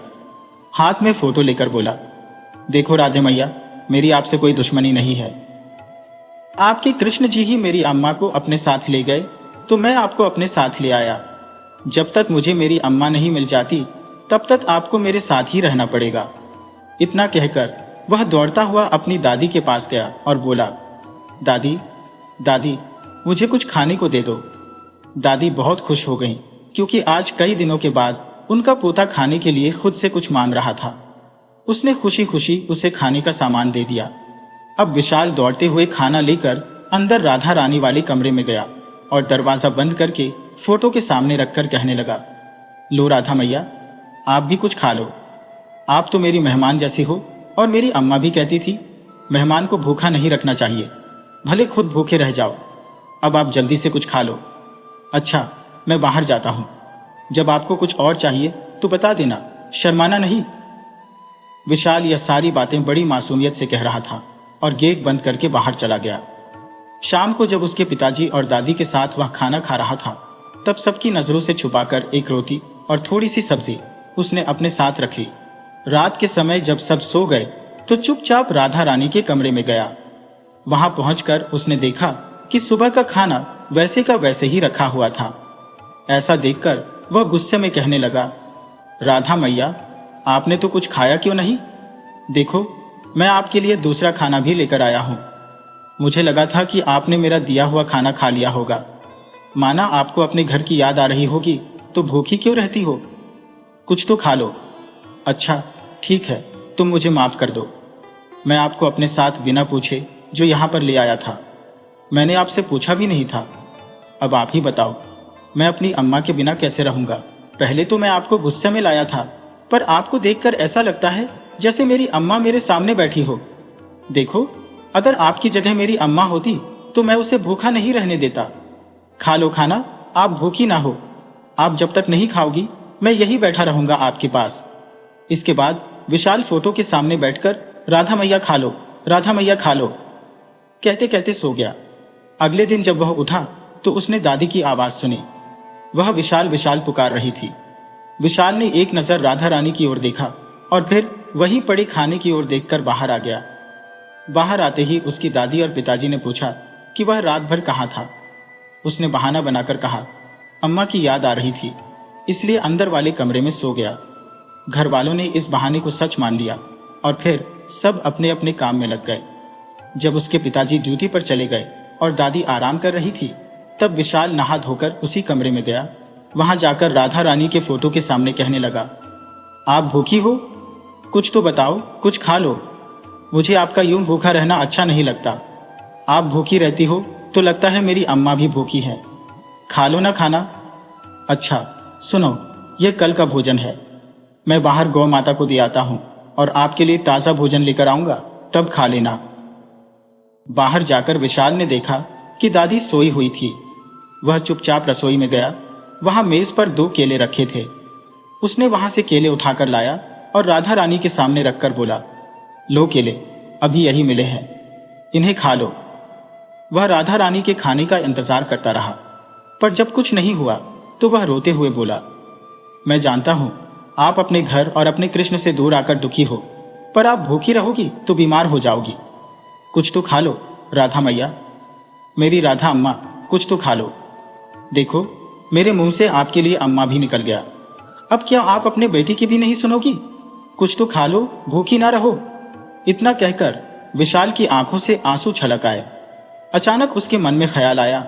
वह दौड़कर श्री कृष्ण जी की बड़ी मूर्ति के सामने केले रखकर हाथ जोड़कर रोते हुए कहने लगा, हे भगवान कृष्ण, आपने मेरी अम्मा को मुझसे छीन लिया तो मैं राधा अम्मा को अपने साथ ले गया, लेकिन जब से साथ लाया हूं उन्होंने कुछ भी नहीं खाया। शायद उन्हें अपने घर और आपकी याद आ रही है। मेरी बैर तो आपसे है, मेरी दुश्मनी आपसे है। इसमें उनका क्या दोष? मुझसे उनका यह दुख देखा नहीं जाता। आप उन्हें कुछ खाने को बोल दो, मैं आपके सामने हाथ जोड़ता हूं। इतना कहकर आंखों में आंसू लिए वह घर की तरफ चला गया। पर जब वह देखता है कि राधा रानी ने तो भोजन नहीं किया, तो वह रोने लगा और अपने को दोष देने लगा कि राधा रानी उसके कारण भूखी है। दुखी मन से वह बाहर आकर अपनी किताबें खोलकर बैठ गया। जब रात के समय दादी ने खाना खाने को बुलाया तो वह उठकर सबसे पहले राधा रानी के कमरे में गया। वहां उसने देखा कि राधा रानी ने अभी तक खाना नहीं खाया था। यह देखकर मानो उसकी भूख ही मर गई। उसने अपनी दादी से खाना खाने के लिए मना कर दिया, पर पिताजी और दादी की जिद के कारण उसने मन मारकर एक रोटी खाई, और वह भी आधी। रात में जब सब सो गए तो वह चुपचाप उसी राधा रानी वाले कमरे में गया। जब उसने देखा कि खाना वैसे का वैसा ही पड़ा है, तो रसोई से बचा हुआ खाना चुपचाप ले आया और कहने लगा, अगर आप इस बासी खाना समझकर नहीं खाना चाहती हो तो मत खाओ, यह नया वाला खा लो, अभी कुछ समय पहले ही दादी ने बनाया है। आपको इस तरह भूखा देखकर मेरी भूख भी मर गई है। आपकी यह हालत नहीं देखी जाती मुझसे। शायद आपकी इस हालत का मैं ही कहीं न कहीं जिम्मेदार हूं। मैंने अपनी दुश्मनी भगवान से लेनी थी, ना कि आपसे। मैं आपको ले आया राधा मिया, अब मैं आपको वापस रखूंगा और रह लूंगा फिर से बिना अम्मा के। यह कहकर विशाल रोने लगा और बचा खाना उनके सामने रखकर, राधा मिया खाना खा लो। कहते कहते उसकी आंखों से आंसुओं की धारा बहने लगी और फिर कुछ देर बाद उसकी आंखें लग गईं। सुबह चिड़ियों की चहचहाहट से जब उसकी नींद खुली तो वह जल्दी से उठकर राधा रानी को देखने चला गया। यह देखने कि कल वाले खाना उन्होंने खाया है या नहीं, उसका मन उदास हो गया था। दुखी मन से वह बाहर की ओर गया। उसने देखा कि दादी रसोई में थी और पिताजी बाहर पानी लाने गए थे। वह दोबारा राधा रानी वाली कमरे में चुपचाप आ गया और राधा रानी की तरफ देखकर कहने लगा, मैं तुम्हें तुम्हारे कृष्ण जी के पास वापस छोड़कर आता हूं, फिर तुम कुछ खा लेना। अपनी अम्मा को भूखा देखकर मुझसे रहा नहीं जाता। भले ही आप मुझसे दूर रहो पर खुश रहो। मेरी एक अम्मा तो पहले ही छोड़कर चली गई थी, अब दूजी मिली थी, भले ही बैर के कारण मिली हो पर वह भी चली जाएगी। कोई नहीं, रह लूंगा मैं बिना अम्मा के। शायद मैं ही बुरा हूं, तभी तो मेरी दोनों अम्मा मुझे छोड़कर चली गई। कहते कहते उसका गला भर आया। वह आंखें बंद कर फोटो उठाने ही जा रहा था। अचानक उसे महसूस हुआ कि फोटो के पास एक सुंदर स्त्री लाल साड़ी पहने खड़ी है। उसकी आंखें इतनी सुंदर थी मानो कोई प्रेम का सरोवर हो जिसमें देखते ही डूब जाए, और सौंदर्य तो ऐसा था मानो कोई स्वयं चमक रहा हो और चंद्रमा भी उसके सामने शर्मा जाए। उसके अद्भुत रूप देखकर कोई भी अनुमान नहीं लगा सकता था कि वह इतनी सुंदरी है। वह कोई और नहीं, सबकी प्यारी राधा रानी थी। उन्हें देखकर विशाल की आंखों से आंसू बहने लगे। वह बस एक जगह जमा हुआ उन्हीं एक तक देखता ही जा रहा था। राधा रानी मुस्कुराकर बोली, क्या लल्ला, अपनी अम्मा को कोई क्या घर से निकालता है? राधा रानी का रूप इतना मनमोहक था कि उनकी आवाज भी बहुत ही मनमोहक थी। उनकी आवाज इतनी सुरीली और मधुर थी कि सुनकर विशाल जोर से उनके गले लग गया और बोला, अम्मा, तुम मुझसे कभी दूर मत जाना, मुझे कभी छोड़कर मत जाना। ऐसा कहकर वह रोने लगा। राधा रानी कहने लगी, मैं तुझसे दूर कहां जा रही थी, तू ही तो मुझे छोड़ने जा रहा था। विशाल के आंसू पोंछते हुए राधा रानी बोली। तो विशाल कहने लगा, क्या आप कुछ भी कहती हो? कोई बच्चा भला अपनी अम्मा को खुद से दूर क्यों करेगा? अब तुम इतने दिनों से भूखी थी तो मुझसे तुम्हारी दशा देखी नहीं गई, इसलिए तो छोड़ने जा रहा था। भोली सी सूरत बनाकर विशाल ने कहा, ऐसा क्यों कहती हो मैया? रोज तो खाना रखता था तुम्हारे लिए, पर तुम खाती ही नहीं थी। राधा रानी कहने लगी, अपनी अम्मा के सामने खाना रखता था, कभी हाथों से खिलाया तूने मुझे? जब बच्चा नहीं खाता है तो उसकी अम्मा उसे अपने हाथों से खिलाती है, तो क्या बच्चे का फर्ज नहीं बनता कि वह भी अपनी अम्मा को खिलाए?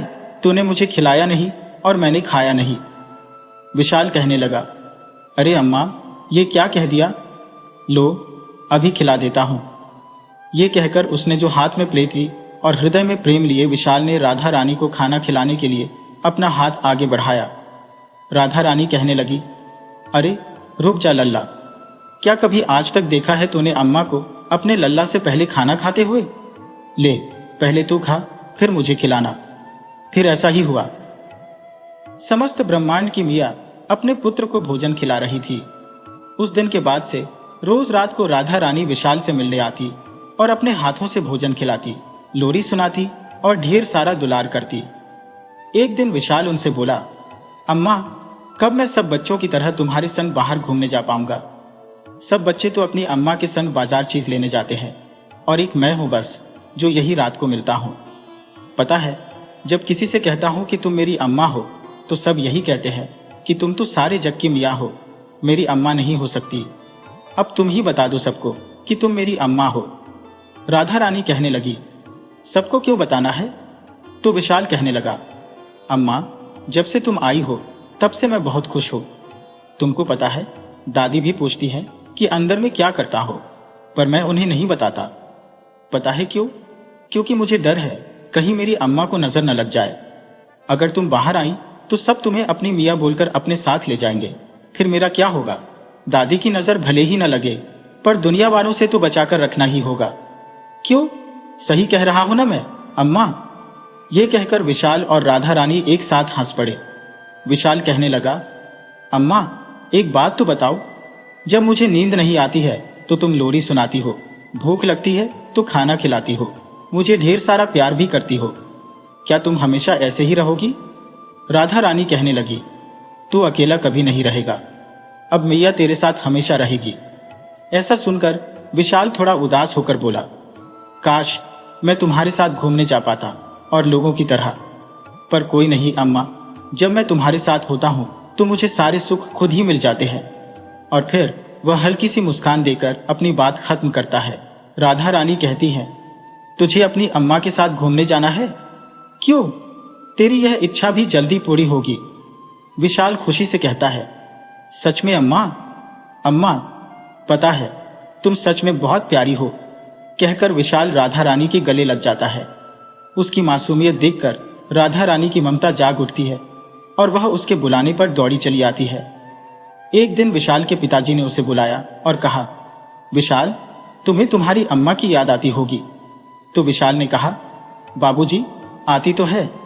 उसके पिता कहने लगे, तुम्हारे लिए दूसरी अम्मा ले आएं तो कैसा रहेगा? विशाल कहने लगा, दूसरी अम्मा क्यों? मेरे पास तो पहले से ही राधा मिया तो है ही। दादी कहने लगी, अरे तुमसे बोला तो था पहले ही, राधा रानी सारे जग की अम्मा है, सिर्फ तेरी नहीं है। तेरे लिए वह वाली अम्मा लेके आएंगे जो सिर्फ तेरी होगी। विशाल कहने लगा, ऐसा नहीं है, वह बहुत प्यार करती है मुझसे। तो दादी कहने लगी, नहीं रे बेटवा, वह तो भगवान है।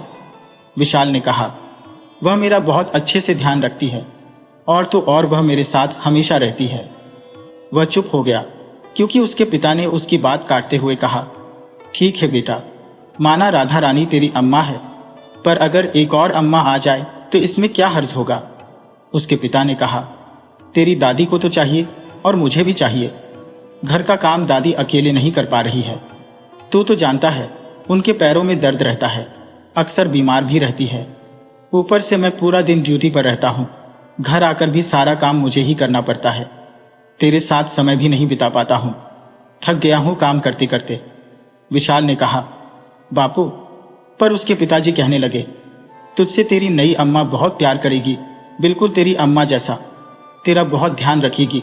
7 साल का बालक सबकी भलाई देखकर मान गया, एक झूठी मुस्कान देखकर, और फिर दौड़कर यह खबर अपनी राधा अम्मा को सुनाने के लिए उनके कमरे में चला गया। विशाल कहने लगा, राधा अम्मा, राधा अम्मा, कहाँ हो आप? राधा रानी कहने लगी, क्या हुआ लल्ला, क्यों बुला रहे हो मुझको इस वक्त? सब ठीक तो है? राधा रानी विशाल के पीछे से मुस्कुराते हुए बोली। विशाल कहने लगा, अम्मा, तुम भी हर बार तो जादूगरनी की तरह मेरे मन की बात जान लेती हो, फिर पूछती हो कि क्या बात है। राधा रानी कहने लगी, क्योंकि मुझे तेरे मुंह से सुनना बहुत अच्छा लगता है लल्ला। और विशाल के गालों को हल्के से खींचते हुए बोली।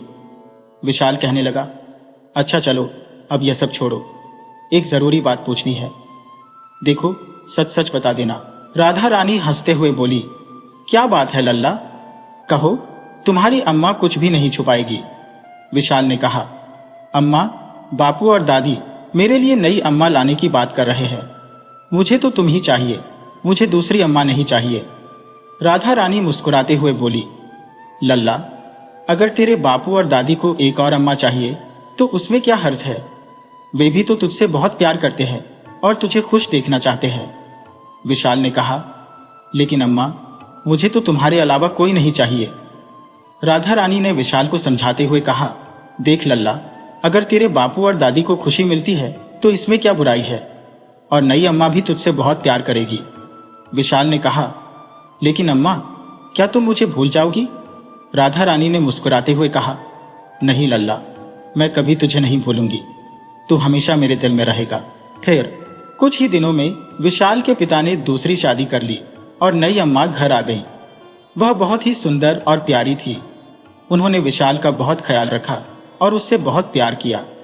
धीरे धीरे विशाल को भी उनसे लगाव हो गया, परंतु अब वह राधा रानी के साथ बहुत कम वक्त बिताता था। एक दिन वह राधा रानी के पास गया और बोला, अम्मा, आजकल तुम बहुत उदास दिखाई देती हो, सब ठीक तो है? राधा रानी कहने लगी, जब लल्ला खुश है तो भला उसकी अम्मा कैसे दुखी हो सकती है? विशाल बोला, बोलो तो अम्मा। राधा रानी कहने लगी, अरे लल्ला, कहाँ, कुछ भी नहीं हुआ है। अच्छा तो यह सब छोड़ और यह बता, तेरी नई अम्मा कैसी है? विशाल कहने लगा, नई अम्मा तो बहुत अच्छी है। पता है, वह बाजार से चीज भी दिला दिया करती है और मुझे घूमने भी ले जाती है। राधा रानी बीच में बात काटते हुए बोली, तो लल्ला, अब तो तेरी सारी इच्छाएं पूरी हो गईं। अब तो तू खुश है, क्यों? विशाल बोला, हाँ अम्मा, अब मैं बहुत खुश हूं। राधा रानी कहने लगी, अच्छा, अब तो तेरी एक अम्मा भी तेरे पास है। अगर मैं चली जाऊं फिर तुझे कोई दिक्कत तो नहीं होगी? ऐसा सुनते ही विशाल की आंखें भर आई और वह गुस्से वाली मुद्रा बनाकर बोला, ऐसा क्यों कहती हो अम्मा? नहीं, दूसरी अम्मा अलग है और तुम्हारी अपनी जगह है। तुम्हारी जगह कोई और नहीं ले सकता, ऐसा आगे मत कहना। यह कहकर विशाल भावुक होकर राधा रानी के आंचल में सो गया। सुबह जब विशाल उठा तो उसने देखा वह अपने घर के दूसरे कमरे में था। उसकी नई अम्मा उसे उठाने आई थी। राधा अम्मा की याद आई तो वह उनके कमरे में जाने के लिए उठा। तभी उसकी नई अम्मा दूध लेकर उसके पास आ गई और उसे दुलार करने लगी। फिर थोड़ी देर बाद उसके मित्रों की टोली उसे खेलने बुलाने आ गई। इसी बीच वह राधा रानी के पास जाना भूल गया। रात के समय जब भोजन का निवाला खाने ही जा रहा था तो उसे राधा रानी की याद आई। मैंने कई दिनों से उनके साथ खाना भी नहीं खाया है। कल रात को भी वह दुखी लग रही थी। क्यों न मैं आज अपने हाथों से राधा मैया को खाना खिलाऊं? यह सोचकर वह मुस्कुराते हुए अपने प्लेट उठाकर राधा रानी वाले कमरे में जाने लगा। जैसे ही उसकी नई अम्मा की नजर उस पर पड़ी, उन्होंने पूछा, क्या हुआ विशाल बेटा, खाना ले कहां जा रहे हो? विशाल ने जवाब दिया, अम्मा, मैं अंदर वाली कमरे में बैठकर खाऊंगा। नई अम्मा ने पूछा, वहां क्यों? आओ, हमारे साथ बैठकर खाना खा लो। विशाल कहने लगा, मुझे आज वहीं बैठकर खाने की इच्छा है और मेरे खिलौने भी वहीं पर रखे हुए हैं। नई अम्मा ने कहा, मैंने देखा है तुम्हें वहां ज्यादा रहना पसंद है। तुम्हारे बापू ने बताया था कि तुम्हें तुम्हारी अम्मा की याद आती है, इसलिए अक्सर तुम वहां जाते हो। विशाल ने हिचकिचाते हुए कहा, हाँ, कुछ ऐसा ही है। नई अम्मा दुखी होकर बोली, तो क्या मैं तुम्हें अच्छे से प्यार नहीं करती हूं या कुछ कमी है? मैं पूरी कोशिश करूंगी कि तुम्हें तुम्हारी अम्मा का प्यार दे सकूं। शायद अभी कुछ कमी रह गई होगी जो तुम मुझे अपनी अम्मा नहीं मानते हो। विशाल ने कहा, अरे ऐसा कुछ नहीं है अम्मा, चलो साथ में खाना खाते हैं। फिर नई अम्मा ने उसे प्यार से दुलार किया। दिन भर का थका हारा विशाल खाना खाने के बाद गहरी नींद में सो गया। अगले दिन जाकर वह सबसे पहले राधा रानी के कमरे में गया। वहां जाकर देखा तो राधा रानी की फोटो गायब थी। राधा रानी को डर के मारे पुकारने लगा। जब वह नहीं आई तो उनकी फोटो इधर उधर देखने लगा। उसका दिल घबराने लगा। बहुत ढूंढने के बाद भी जब उसे नहीं मिली तो वह दौड़कर घर के बाकी सदस्यों से पूछने लगा, पर किसी को कुछ पता नहीं था। विशाल उदास हो गया। उसका हृदय खुद को दोष दे रहा था। वह मन ही मन सोचने लगा, राधा मैया क्यों मुझे छोड़कर चली गई? शायद उन्हें लग रहा होगा कि उनका लल्ला उन्हें भूल गया है और अब प्रेम कम करने लगा है, पर मैं उन्हें कैसे बताऊं कि उनका स्थान कोई नहीं ले सकता। यह सोचकर उसकी आंखें भर आईं। राधा अम्मा को पुकारते पुकारते पूरा दिन बीत गया। उसे बहुत ही बेचैनी हो रही थी। उसे देखकर नई अम्मा और दादी भी परेशान हो गईं। उसे चुप करने के सारे प्रयास व्यर्थ जा रहे थे। शाम को जब उसके पिताजी घर आए तो वह उनसे भी नहीं माना। फिर बड़ी मुश्किल से थोड़ा सा खाना खाया और सोते वक्त भी राधा अम्मा को पुकारते पुकारते सो गया। अगले दिन नींद खुली तो उसे सबसे पहले राधा रानी की याद आई। वह भागकर राधा रानी के कमरे में गया। वहां उनकी फोटो दोबारा ढूंढने लगा। सारा दिन उदास बैठा रहा, सिर्फ राधा रानी को याद कर रहा था। उसकी हालत देखकर नई अम्मा परेशान हो गईं। शाम के समय वह बाजार गईं और राधा रानी की नई फोटो खरीद कर ले आई। फोटो देखकर विशाल को थोड़ी राहत मिली। भले वह पुरानी जैसी नहीं थी, परंतु फिर भी उसमें राधा रानी तो थी। तस्वीर को सीने से लगाकर वह अपनी राधा अम्मा को बुलाने लगा। जब काफी देर तक वह नहीं आई तो विशाल कुछ सोचकर मंदिर की ओर भागा और श्री कृष्ण जी की मूर्ति के सामने जाकर कहने लगा, आखिर क्या दुश्मनी है आपकी मुझसे? क्यों मेरी राधा अम्मा को बुला लिया? कृपया करके उन्हें लौटा दो। देखो, मैं कब से उन्हें बुला रहा हूं, पर वे आती ही नहीं है। इस बार अगर वे आ गई तो मैं एक पल भी उन्हें नहीं छोड़कर जाऊंगा। हे भगवान कृष्ण, मुझे माफ कर दो। देखो, मैं कान भी पकड़ता हूं, बस मेरी राधा मैया को लौटा दो मेरे पास। यह कहकर विशाल कुछ देर तक आंख बंद कर चुप हो गया। थोड़ी देर बाद जब कुछ नहीं हुआ तो विशाल दुखी होकर घर आ गया। देखते ही देखते शाम हो गई। रात को सोते वक्त आंख बंद करके सोचने लगा, क्यों न मैं राधा अम्मा को पहले जैसी बुलाऊं। यह सोचकर खाना लेकर राधा रानी के कमरे में गया, परंतु इस बार जब उसने हाथ से खाना खिलाया तो राधा रानी नहीं आई। वह उन्हें याद करते करते वहीं सो गया। अगले दिन पिताजी के ड्यूटी जाने से पहले उसने अपने पिता को रोकते हुए कहा, बापू, आज एक लाल साड़ी लेते आना। उसके पिता ने पूछा, क्यों, तुम क्या करोगे उनका? तो विशाल ने कहा, अम्मा को दूंगा। उसके पिता ने मुस्कुराते हुए कहा, अच्छा ठीक है बेटा, ले आऊंगा। इतने दिनों बाद अपने बेटे को खुश देखकर आज वे भी बहुत खुश थे। शाम को घर आकर उसके पिता ने उसे साड़ी के 2 थैले देते हुए कहा, यह लो बेटा, तुमने मंगवाया था। विशाल ने कहा, धन्यवाद बापू, और कहकर वह राधा रानी के कमरे की ओर जाने लगा। उसके पिता ने कहा, अरे इधर कहां जा रहे हो? तुम्हारी अम्मा तो उधर है, रसोई में। विशाल ने कहा, अरे एक अम्मा राधा अम्मा भी तो है मेरी। पिता ने कहा, अच्छा ठीक है, जाओ। विशाल जाकर राधा रानी की फोटो के पास साड़ी रखकर कहने लगा, अम्मा देखो, मैं तेरे लिए क्या लेकर आया हूं। यह साड़ी पहन लो, एक बार मुझे देखना है तो कैसी लगेगी इसमें। पहले तो जब कुछ नहीं हुआ तो विशाल मुस्कुराते हुए बोला, मैं भी देखता हूं, तू कब तक नाराज रहेगी। जब तक नहीं मानेगी मैं मानता रहूंगा। अपने लल्ला से आखिर अम्मा कब तक कैसे दूर रह सकती है। इतना कहकर वह मुस्कुराता हुआ दूसरी साड़ी नई अम्मा को देने चला गया। विशाल खुशी खुशी रहने लगा, क्योंकि वह अपनी राधा अम्मा को खुश करना चाहता था। उसे पता था कि राधा अम्मा के लिए उसके लल्ला की मुस्कान कितनी अनमोल थी। अब हर रोज विशाल राधा रानी के पास खाना लेकर जाता, उनसे बातें करता, उन्हें याद करता और भजन सुनता। कभी कभी तो उन्हें याद करते करते उसकी आंखों में आंसू आ जाते। बस यही करते करते उसके दिन बीत रहे थे। वह अपनी राधा अम्मा से दूर रहकर भी उनके पास था। अपनी दादी, नई अम्मा और बापू को भी शिकायत का कोई मौका नहीं देता था। वह मन लगाकर पढ़ाई करता और हर काम लगन से करता।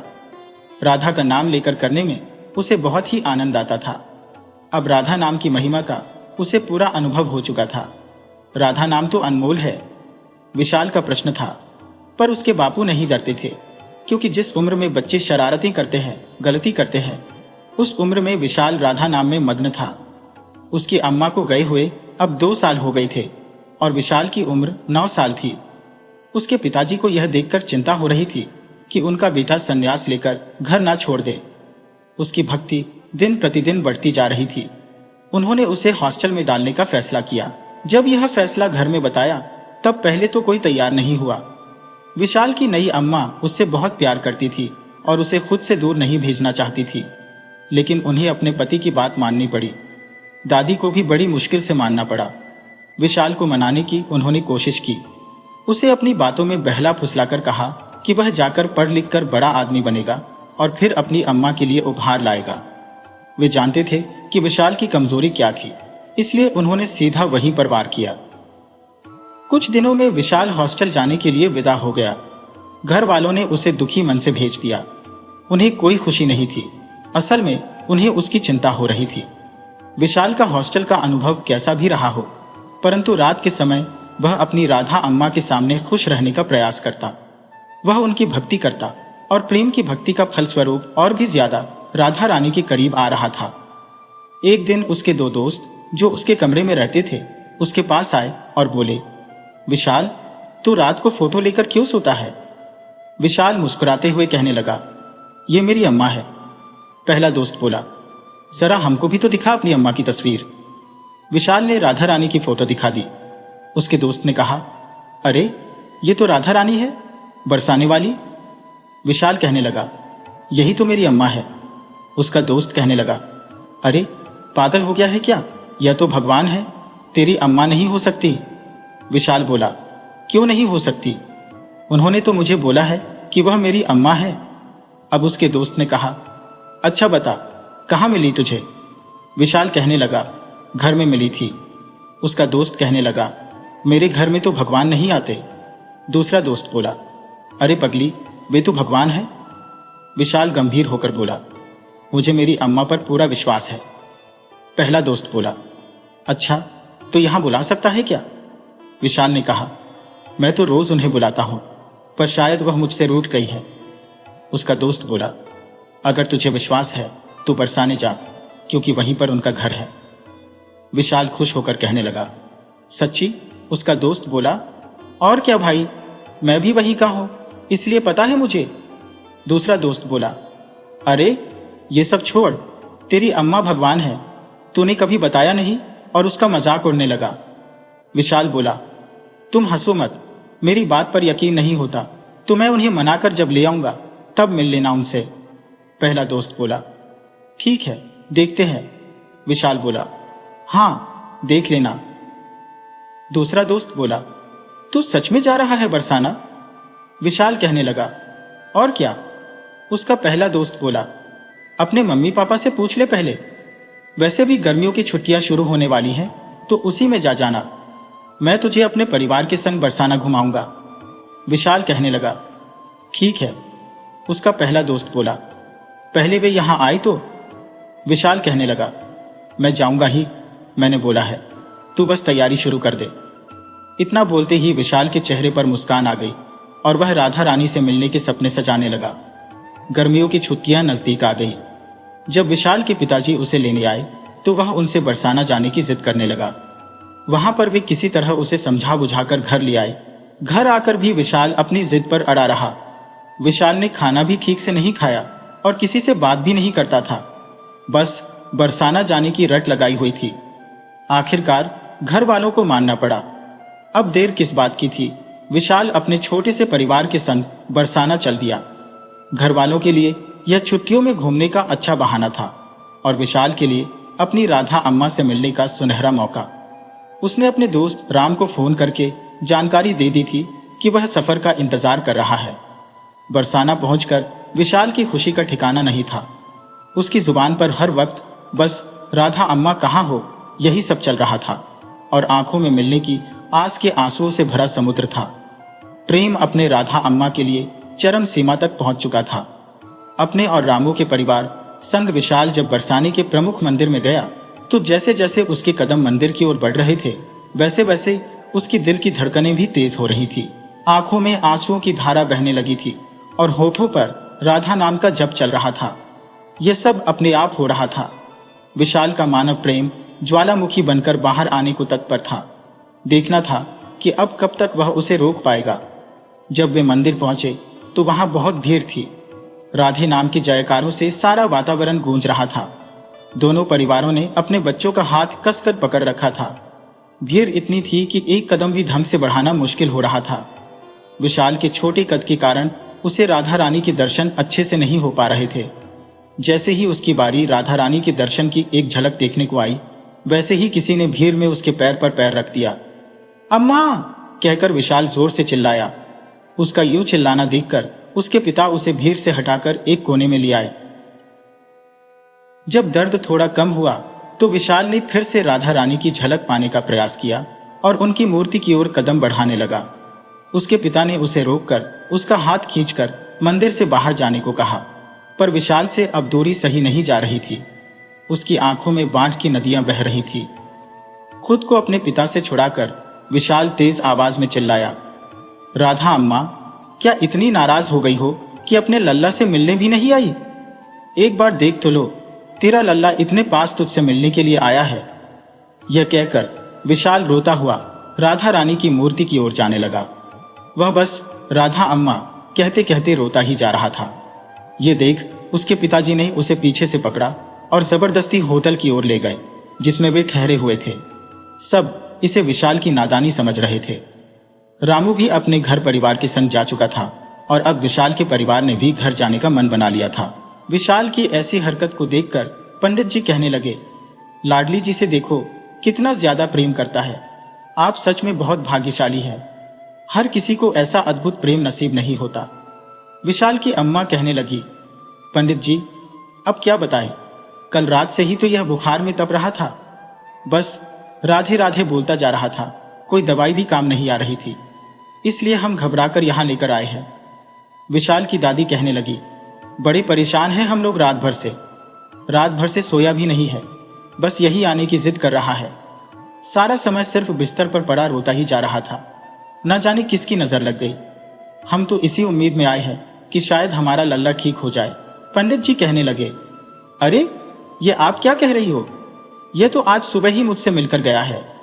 उसके पिताजी कहने लगे, अरे पंडित जी, यह नामुमकिन है, हम लोग तो हर पल इसके साथ थे। पंडित जी कहने लगे, अरे नहीं, मुझे अच्छी तरह याद है, आज सुबह ही आया था। आज लाडली जी के श्रृंगार के वस्त्र अचानक गायब हो गए थे, तो उसी समय यह साड़ी लेकर आया और बोला, आज राधा रानी को यह पहनना है। ऐसा कहकर यह दौड़ता हुआ चला गया। आरती का समय होने वाला था, तो हमारे पास कोई और चारा नहीं था, इसलिए आज हमने इसकी दी हुई साड़ी से किशोरी जी का श्रृंगार किया है। देखिए, सारे घर वाले राधा रानी की मूर्ति को ध्यान से देखकर चौंक गए, क्योंकि वह साड़ी वही थी जो विशाल ने राधा रानी के लिए मंगवाई थी। आज सभी को राधा रानी की कृपा का आभास हो रहा था। स्वयं भगवान रूपी श्री राधा ने उनके बेटे की भेंट स्वीकार कर ली थी। विशाल का प्रेम सच्चा था, यह आज उन्हें पता चल गया था। उसके बापू की आंखें नाम होकर विशाल के कंधे पर हाथ रखकर बोले, देख तो बेटा, तेरी राधा अम्मा ने तेरी दी हुई साड़ी पहनी हुई है। विशाल यह सुनकर राधा रानी को देखकर मुस्कुराने लगा। वह उनके प्रेम रूपी कोमल कमल नयनों को चुपचाप एकटक देख रहा था, मानो उनमें खो गया हो। थोड़ी देर बाद विशाल के पिता ने उसे वापस ले जाने के लिए उसका हाथ पकड़ा, क्योंकि उन्हें लग रहा था कि अब मिलन पूर्ण हो चुका होगा विशाल का उसकी राधा अम्मा से। अचानक से विशाल ने अपने पिताजी का हाथ झटक कर छोड़ा और राधा रानी की मूर्ति के पैरों में गिरकर प्रार्थना करने लगा, मुझे खुद से अलग मत करो राधा अम्मा, मैं नहीं रह पाऊंगा तुम्हारे बिना। वहां सब उसके ऐसा करने से फिर से परेशान हो रहे थे, क्योंकि विशाल घर जाने को मिलन होने के बावजूद भी तैयार नहीं हो रहा था। पंडित जी और विशाल के पिता ने जैसे ही अपने कदम उसकी ओर बढ़ाए, उसी समय अचानक मंदिर की घंटी अपने आप बजने लगी। बाहर तूफान आ गया, आसमान में अंधेरे की चादर छा गई, मानो समय थोड़ी देर के लिए रुक गया हो। इस सबसे बेखबर विशाल राधा रानी के कमल चरणों में पड़ा रो रहा था। तभी अचानक उसे अपने सिर पर एक कोमल हाथ के स्पर्श का एहसास हुआ और एक मीठी सी आवाज सुनाई दी, लल्ला। आवाज सुनकर विशाल ने प्रसन्नता और आश्चर्य से ऊपर देखा तो पाया उसकी राधा अम्मा साक्षात उसके सामने खड़ी थी। बिना देर किए वह जोर से उनके गले लग गया। आखिर इस पल का इतना लंबा इंतजार जो किया था उसने। ऐसा प्रेम देखकर राधा रानी भी भावुक हो गई। उनके आंसुओं की एक बूंद विशाल के माथे पर जाकर गिरी और उसे उसी वक्त अनंत प्रेम का आभास हो गया। वो अनंत ज्ञान उसे स्वयं ही मिल गया, जिसकी ऋषि मुनि जन्मों तक तपस्या करते हैं। उसे यह सब निश्चल प्रेम और भक्ति के वशीभूत होकर प्राप्त हुआ। विशाल कहने लगा, अम्मा, अपने लल्ला को माफ कर दो, मुझे अब कभी खुद से दूर मत करना।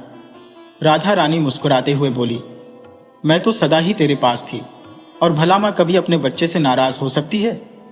विशाल कहने लगा, मैं तो आपको देख ही नहीं पा रहा था, पर अब से मैं आपको कभी नहीं भूलूंगा। वादा करता हूं, मैं आपसे दूर नहीं होना चाहता, आपके लिए कुछ करना चाहता हूं। अब राधा रानी कहने लगी, मुझसे दूर तो तुम हो ही नहीं, तुम तो मेरे और भी ज्यादा पास आने वाले हो। तुम्हारे साथ अब तक जो भी हुआ वह सब एक प्रकार की सीढ़ियां थी मुझ तक पहुंचने के लिए। एक भक्त और भगवान का रिश्ता केवल एक जन्म का नहीं, बल्कि जन्मों जन्मों से चला आ रहा होता है।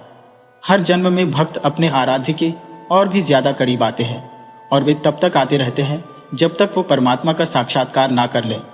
नियति स्वयं ही इसमें सहयोग करती है। मैं तो हमेशा से तुम्हारे साथ थी, बस तुम ही नहीं देख पा रहे थे। पर तुम्हारे इस अद्भुत भक्ति के वशीभूत होकर मैं तुमसे मिलने के लिए विवश हो गई। तुम्हारी अनेक जन्मों की तपस्या पूर्ण हो गई। तुम चिंता क्यों करते हो? तुम जब भी बुलाओगे मैं चली आऊंगी। विशाल कहने लगा, सच कहा आपने। मनुष्य का संबंध तो बस शरीर तक ही सीमित है, परंतु आत्मा और परमात्मा का रिश्ता काल से भी परे है। बस मेरी एक ही बात समझ नहीं आ रही है, क्या मेरा जाना जरूरी है? राधा रानी कहने लगी, यह सारा संसार तो मेरी संतान के समान है। पर ज्यादातर माया के मोह में फंसकर मुझे भूल चुके हैं। मैं यह नहीं कहती कि सब काम छोड़कर सिर्फ मेरी पूजा करो। मैं तो बस चाहती हूँ कि थोड़ा सा अपना समय और प्रेम मुझे दो। आखिर एक माँ अपने बच्चे से इससे ज्यादा और क्या चाहेगी।